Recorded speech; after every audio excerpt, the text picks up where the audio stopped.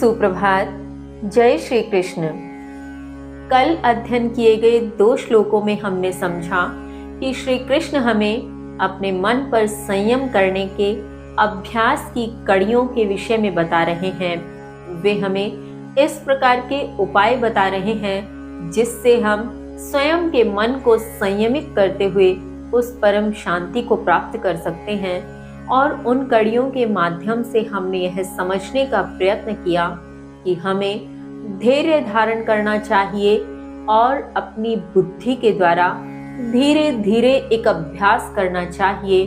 वह अभ्यास कि हम विरक्ति को प्राप्त होते हुए भोग लालसा इत्यादि महत्वाकांक्षाओं से दूर होते हुए इनका त्याग करते हुए अपने में स्थित होने का प्रयत्न करें। और इस प्रकार से अपने में स्थित होते हुए हम स्वयं को देखने का प्रयत्न करें। इसी के साथ हमने यह समझा कि जहाँ जहाँ हमारा यह चंचल और अस्थिर मन हमें विचलित करने का प्रयत्न करे, वहाँ वहाँ इसे रोकें, इसे उस विषय पर न जाने दें, इसे वहाँ से हटाएं और अपने वश में लाने का प्रयत्न करें। मन का कहना मानकर स्वयं को मजबूर न करें, अपितु अपना कहना मनवाकर मन को मजबूर कर दें कि वह आपके वश में आ जाए। इसी श्रृंखला में आगे श्री कृष्ण क्या समझाते हैं, आइए जानते हैं। श्लोक संख्या 27। प्रशांत मन संहीनम योगिनम सुखमोत्तमम् उपैति शांत्रच सम ब्रह्मभूतं कल्मषम्। श्री कृष्ण कहते हैं, निश्चय ही शांत मन से यह योगी शांत रजोगुण ब्रह्म के साथ एकाकार पाप से रहित परम सुख को प्राप्त करता है।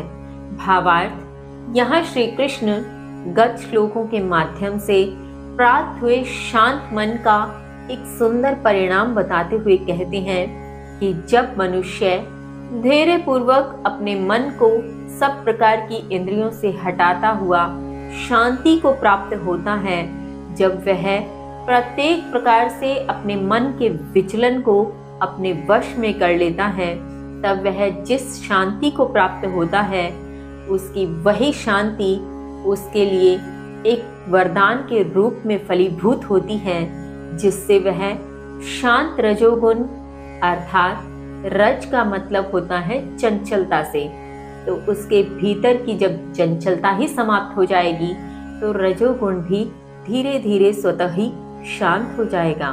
तो शांत मन के माध्यम से शांत रजोगुण ब्रह्म के साथ एकाकार होता उसका आत्म अर्थात उस अविनाशी तत्व के साथ वह एकत्व को अनुभव करने लगता है और साथ ही पाप से रहित होता हुआ वह उस परम सुख को प्राप्त करता है, जिस सुख की तुलना किसी अन्य सुख से नहीं की जा सकती। इसी क्रम में आगे श्री कृष्ण कहते हैं, श्लोक संख्या 28। युञ्जन एवं सदात्मानं योगी विगत कल्मषः सुखेन ब्रह्म संस्पर्शम् अत्यन्तं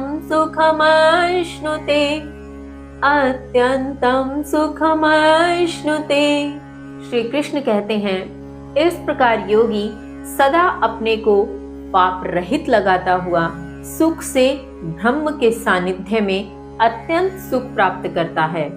भावार्थ, यहाँ श्री कृष्ण कहते हैं कि जब एक योगी परम शांति के लक्ष्य को प्राप्त कर लेता है, जब वह उस परम शांति में आनंदित रहने लगता है, जब वह योगी के उस स्वरूप को पूर्ण रूप से अपने पर आच्छादित कर लेता है, तब इस प्रकार से योगी सदा स्वयं को पाप रहित कर्मों में लगाता है।